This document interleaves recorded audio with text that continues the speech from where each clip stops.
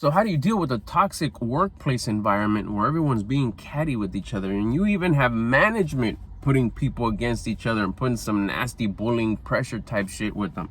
The world is a mirror. It's not as it is. What you're seeing is a version of you that you don't like about you. Now you have an option. Go somewhere else and deal with the exact same thing, or learn the lesson that needs to be learned and change. What's up? My name is Albert Lopez. Welcome back to the channel. I just got a question on the last video I did. Thanks for the question on dealing with the toxic workplace. And the title of this video is basically the question that I'm answering. And I can answer it up front because I've lived it. And I've also realized looking back, like, oh my gosh, that's what was happening and I didn't see it. When we see those things, like I said, it's just a version of us that we don't like about us. So if we see people like just being spiteful with each other and being mean and being rude, I would see that. And I would think, like, man, I'm not like that here. Why are they like that here? Like, what am I supposed to learn? I thought the place was just like horrible and toxic and like, I can't wait to get out of here. Self-victimizing mindset. That was my biggest missing puzzle piece that I had that was affecting my whole life, which is why I was stuck. That was one of the primary missing puzzle pieces that I learned just a couple years ago. After I filled it in and fixed it and checked myself and corrected myself, things started to change. I've made more progress in the last couple years than I've had in 48 years of my life. So I'll tell you kind of what happened and how to fix it and how to navigate through it. What happened with me is that I would see that and then I was like, man, forget this place. I can't wait to leave this holiday, whatever. Looking back, after I realized it, it was like, oh my gosh, there was so much to learn there. That toxicity that I would see, I'm telling you what it is for me. It could be different for you, but I'll tell you how to analyze it. That bickering and toxicity and shit talking that I would see amongst people and whining and complaining ended up being exactly what I was doing. I just wasn't doing it at work because I had some level of personal development that I had already worked on. Very little confidence, but I had some confidence. Very little. I could almost say it was nothing. I just had other stuff that I was raising, just don't say mean things, don't complain. But what was happening was that I was bringing all that in here and in here, and I would take it home and I would bitch, whine, and complain to my wife. I would carry myself in this place is horrible. I was pretty much doing what my coworkers were doing, but maybe not directly at work or to other people. Give you a clear example.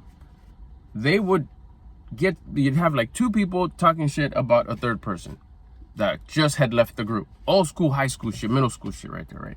And I would be like, man, that's messed up, that's stupid, I can't believe they're doing that shit. But yet, this guy would go home and talk shit about the people at work. What's any different? Okay, the people in the story are different, but I'm still talking shit. The people ain't there. I would see a version of me that I didn't like about me, but I wasn't willing to open myself and admit it. Why? Because my ego was too big. I was too, entitled. I had that victim mindset. All this is happening to me. It was happening for me. Man. Looking back, had I had my current attitude, my current level of confidence, my current level of discipline, and applied it then, it would have been a smooth gig. Maybe I still wouldn't have been there as long because I would have seen it different. I would have, I'll put myself again and remember these moments that were just supposedly so like, I can't take this. And I was like, man, okay. I would, do my best as an example to try to diffuse them. And it probably wouldn't affect me because be like, damn, they got maybe some stuff going on. Mental health is a thing. Maybe they got issues at their other job or at home or at, in any organizations that they're volunteering in. I don't know. I'm not giving an excuse for them, but they could have some other stuff that makes them behave that way. And that's them. That's their world. Because in my eyes, the world, everything is perfect and everything always goes in my favor. So even being here, this is going in my favor. This is something that I need to go through so I could learn as much as I can and take advantage of this blessing. See, when we get into a gratitude state, it's love. Gratitude is love. Gratitude is confidence. Gratitude is esteem. Gratitude is up there in attitudes and in frequencies. So when you carry yourself there, you get back more of what you put out. Everything starts going your way. All the things that you want, you start attracting because you can become rare. Gratitude is rare. Typically, gratitude happens when everything goes great. Oh, thank you so much. Everything's wonderful. Oh my gosh, everything's working out. I love this place. I love this thing. I love this outcome. But are we ever grateful when things are not going our way? When work is shitty? No, we usually what? Bitch, whine, and complain. How rare would it be if everything's going like, damn, bickering, just nastiness, talking shit, dividing people, making your work that is supposedly not good enough, whatever. And you're able to say, man, thanks for this opportunity. Thank you for this opportunity. Who are you thanking? The universe, the source of creation, God. I'm so grateful for this opportunity to learn what it is that I need to learn here. So when I track the next thing, I'll be prepared. I'll be at a higher level consciously, that I'll be able to accept that next thing that is waiting for me, that I'll attract. But I'm not going to attract it till I learn what I need to learn during this compression. That's being grateful for the nastiness of things, the suffering, the compression, the challenge. The other people, the guy said that, you're like the fourth person in the last 3 years. Because what's not rare? A victim mindset whiner and complainer who's always bitching. I'll go to the next one. Let me guess. It's been the same in every job that I get. Has it ever occurred to you? It didn't to me till now. It wasn't the job. It was me. And the universe will keep on giving you these same situations over and over and over again till you learn the lesson, or just keep on going in circles and never learn the lesson and learn to tolerate it. I guess this is just the way it is here. Deal with it, bro. No. When I found out, all I got to do is learn the lesson and put myself in a grateful state, and truly, not sarcastic, but truly put myself at a high vibration, a high frequency, a high attitude, wake up early, eat less, exercise every day, and have a grateful for every situation that you currently have in your current chapter, you'll gain confidence. You'll be untouchable. Once you have confidence, that's rare. A lot of people have courage and they confuse it with confidence. It's not courage. I'm sorry. It's not confidence. Excuse me.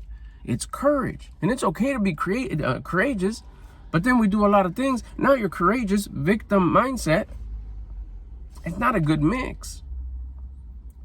But once you do become rare and know that everything's happening for you, and lead with gratitude and learn what it is that needs to be learned from those compressions, and see these things as everything you see, the management, the employees, the parking, the heat, the attitude, the smell, all that is happening for you. So all you got to do is open up, stay at a high attitude. Like I said, those 3 things, the big 3: exercise, diet, wake up time. And put yourself in a gratitude state, which is a high attitude in the frequency chart. Love, gratitude, it's up there. And just be genuinely grateful for the opportunity. Genuinely grateful that you're alive. Genuinely grateful. I know there's something here. I'm so grateful that it's here. Now don't be sarcastic. Don't be like, but know that there's something to learn here. What is it about this situation that I don't like about me? And you stay in a gratitude state, and you'll learn it, and watch what's going to happen. You're going to attract that next thing, and you're going to trip out because you're going to be like, what? It'll be an idea. It'll be an email that you get, a phone call. Somebody will reach out from old school. You'll see something. You'll be like, it'll be a no-brainer. Because why? Because now you're listening to your conscience. You'll start leading a conscience-guided life. And you'll go to that next opportunity with this new attitude that you adopted. And you're not going to bring that toxicity that you were to that new work environment. So the world isn't as it is as you are. The world is a mirror. It's not a window. You don't watch. You don't look through it. You're seeing your reflection. That's why those places are that way. The moment I switched my attitude, the current thing I was doing for work, my current job was like, man, this is cool. This is cool. I'm going to do my best. I'm not going to be a kiss ass, that's for sure. That's not what I mean. Doing your best it doesn't matter what I get paid. I'm going to do my best because that's just who I am.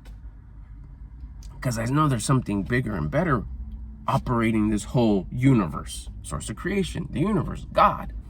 So if I do my part and stay in a grateful state, do my best, go just a little bit above, not a little bit above and beyond, and being myself and what I do and how I do it, and do it for the greater good. You're working for the universe. You're working for the source of creation. You're working for God. You're not working for the organization. Once I had that mindset and started doing my best, more things just started going in my favor. Better work environment. It was fun. It was cool. More ideas. Better ideas. Ideas that I would apply. And magically or coincidentally, those ideas start working. Like, oh, dang, that worked. Oh, dang, that worked. Oh, dang, that worked. Because now you're rare. I started being more rare, and rare is valuable. So what did I start bringing to the table? Value instead of hunger. I used to show up hungry to these old jobs saying, hey, what's in it for me? Oh, you guys are just toxic. Oh, you guys are just this. Pay's not even that good. Hunger, hunger, hunger, hunger. As opposed to switching it around, it's like, I'm bringing value. What? I know I'm going to get paid here in another way. I'm going to be rewarded. The law of compensation is that I'll be rewarded for the value that I bring. I'm bringing value everywhere I go. At home, here, on the road, wherever I'm at. I'm being a good example by carrying myself at a high vibration. Hey, do me a favor, make sure you subscribe to the channel. I upload all the time. Also, important, hit the like button. Because what I want you to do is, when you hit the like button, it'll go into your like folder. Apply what I'm telling you this week. And then once you see things change, which is going to be pretty early on in the week, come back, go to your like folder, find this video, and let me know what happened in the comment section. Anybody else got any questions? Or go watch that other video too. It's pretty interesting. It's pretty cool. It'll be like 2 or 3 videos before this one. Drop your question here, drop it over there. If you're interested in mindset coaching for confidence, click the link in the description.